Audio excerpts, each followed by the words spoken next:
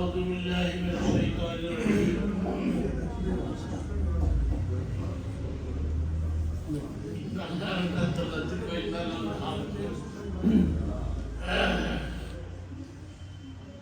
حضور کی شان میں ایک شعر سن لو.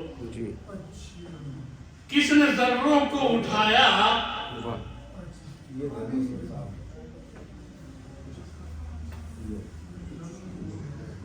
کس نے ذروں کو اٹھایا اور صحرا کر دیا. کس نے ذروں کو اٹھایا اور صحرا کر دیا اور کس نے قطروں کو ملایا اور دریا کر دیا. اور کس کی حکمت نے یتیموں کو دیا در یتیم اور غلاموں کو زمانے بھر کا مولا کر دیا. رحمت عالم نے عالم میں اجالا کر دیا اور ہر طرف انسانیت کا بول بالا کر دیا. ماشاءاللہ یہاں ہندوستان کے بلکہ ورلڈ کے خطیب اعظم حضرت مولانا سالم اشرف قاسمی صاحب جن کی دیوبند سے لے کر بمبئی تک بیانات اور بہار بنگال تک ہو رہے ہیں. اللہ تعالیٰ مظفر نگر کی ہستی ہے. اللہ تعالیٰ ان کی وجہ سے مظفر نگر کو اوپر اٹھا رہا ہے. اللہ تعالیٰ مزید چار چاند لگائے. بڑی خوشی ہوئی مجھے اس مجلس میں.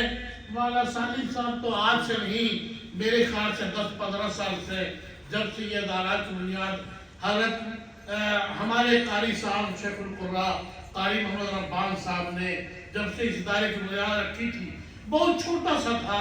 اس وقت سے مولانا سالم صاحب کی تشریف آوری ہو رہی ہے.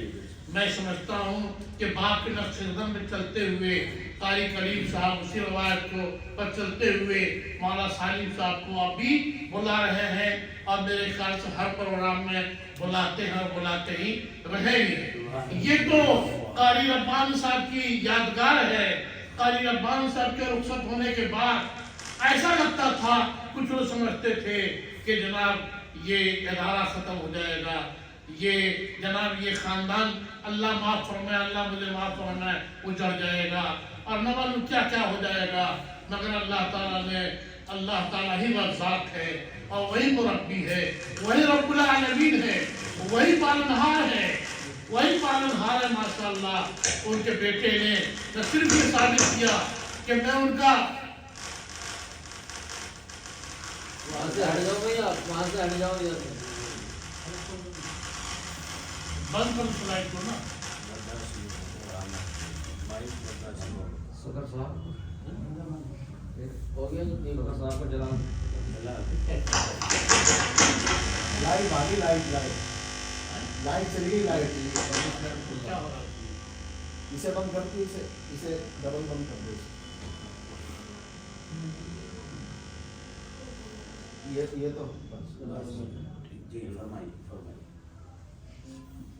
لیکن اللہ رب العالمین ہے, اس نے ماشاءاللہ ان کے صاحبزادے جو صرف اولاد کی 2-3 قسمیں ہوتی ہیں پوت کپوت اور سپوت, تو ماشاءاللہ ظاہر کر دیا کہ میں ان کی کپوت ان کی سپوت اولاد ہوں. یہ اپنے باپ کے چیزوں کو میں اور بڑھانے والا ہوں اور ترقی دینے والا ہوں ماشاءاللہ.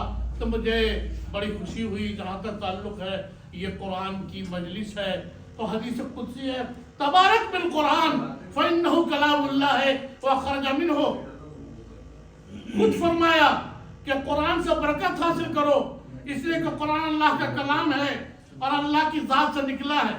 اس بھری دنیا میں زمین آسمان سورج چاند ستارے سب اللہ کے پیدا کیے ہوئے ہیں.